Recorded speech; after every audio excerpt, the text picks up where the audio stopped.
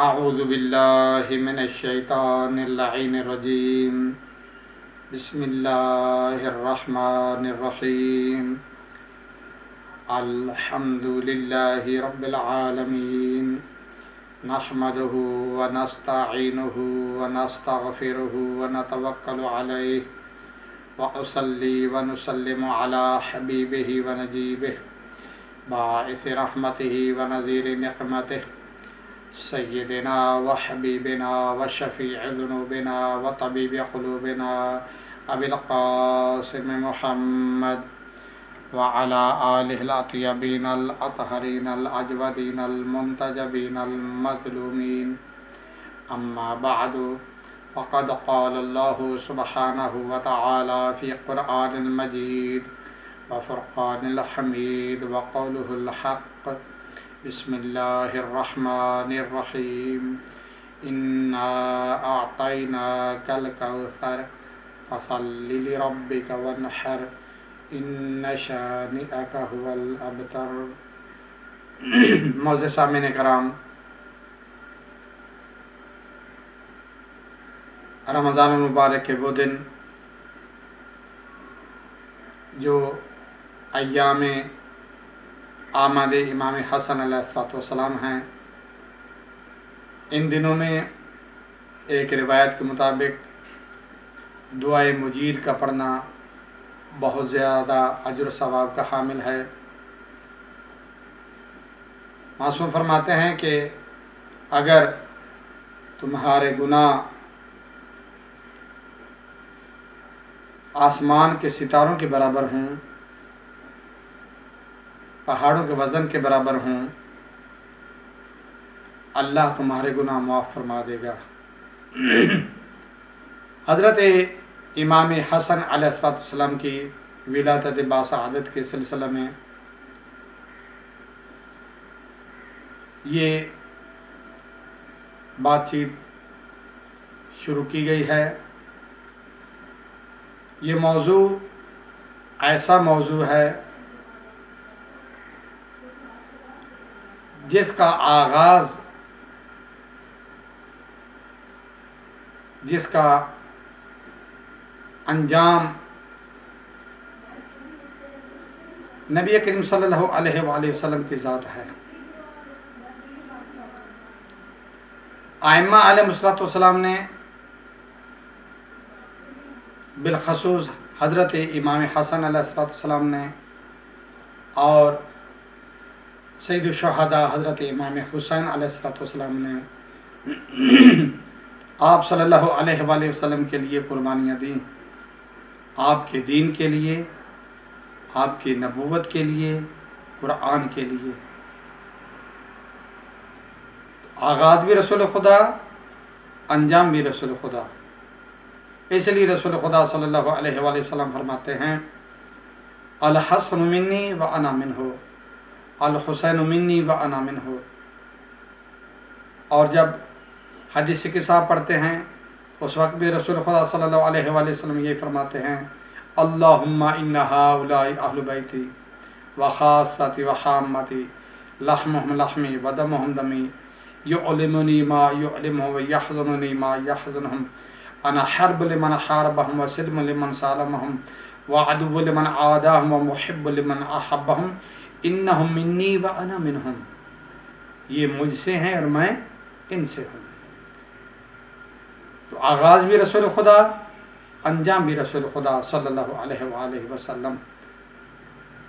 ایام جاہلیت میں، دور جاہلیت میں جس بندے کا بیٹا نہیں ہوتا تھا لوگ اس کو ابتر کہتے تھے۔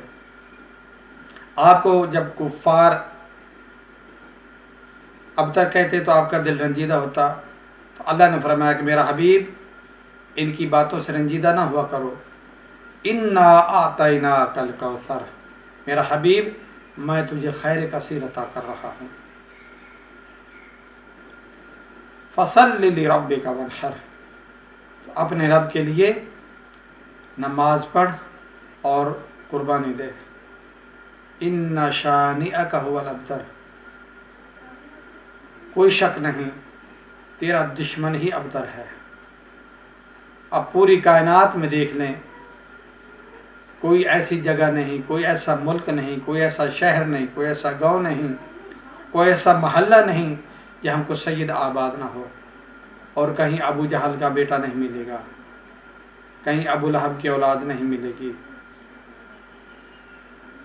آج حضرت امام حسن علیہ السلام کی سیرت طیبہ کے متعلق میں اپنے ٹوٹے پھوٹے الفاظ مومنین کی بارگاہ میں پیش کروں گا۔ کہاں مولا امام حسن علیہ السلام کی ذات اقدس اور کہاں میں، لیکن مومنین تک مولا کا پیغام پہنچانا ہے۔ حضرت امام حسن علیہ السلام سن 3 ہجری 15 رمضان المبارک کو اس دنیا میں تشریف لائے۔ حضرت ام ایمن سلام اللہ علیہا رضی اللہ تعالیٰ عنہا رسول خدا صلی اللہ علیہ وآلہ وسلم کی کنیز، جو حضرت سیدہ آمنہ بنت وہب رسول خدا صلی اللہ علیہ وآلہ وسلم کی والدہ مبارکہ سلام اللہ علیہا کے ساتھ آئی تھیں۔ حضرت ام ایمن نے خواب دیکھا۔ خواب ایسا کوئی عجیب سا تھا، اتنا روئیں کہ لوگ پریشان ہو گئے۔ آ کر رسول خدا صلی اللہ علیہ وآلہ وسلم کو پیغام دیا کہ یا رسول اللہ، ام ایمن شدید قسم کا گریہ کر رہی ہیں، آپ ان کے گھر تشریف لے گئے۔ ام ایمن کیوں رو رہی ہو؟